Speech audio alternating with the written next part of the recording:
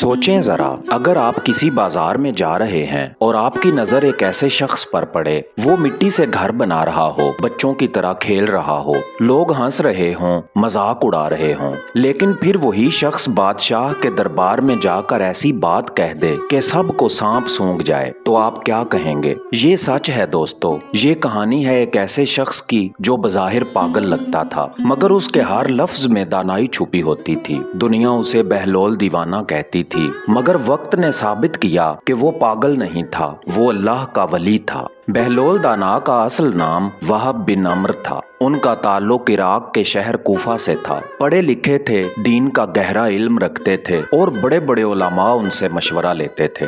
लोग उनकी इज्जत करते थे और वो हमेशा सीधी बात करते थे। लेकिन एक दिन सब कुछ बदल गया। वही शख्स जो लोगों को दीन सिखाता था, अचानक गलियों में मिट्टी से खेलता नजर आने लगा। उसके कपड़े पुराने हो गए, उसकी चाल ढाल बदल गई और उसकी बातें भी अजीब सी लगने लगीं। लोगों ने कहा ये तो पागल हो गया है, मगर सच कुछ और था।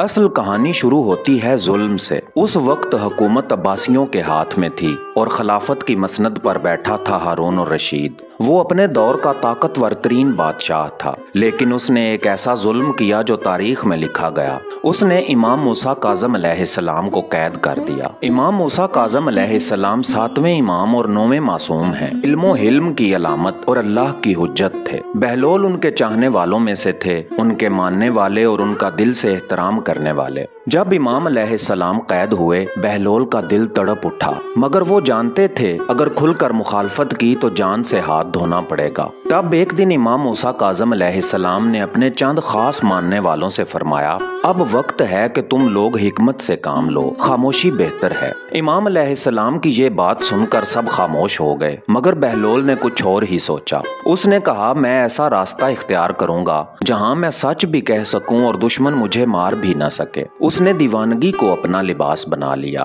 अब वो मिट्टी में बैठता, खुद से बातें करता, कभी कहकहे लगाता, कभी दरबार में जाकर अजीबो गरीब बातें करता। लेकिन उस दीवानगी के पीछे एक मकसद था। वो जो भी कहता वो सच होता। एक दिन वो हारून और रशीद के दरबार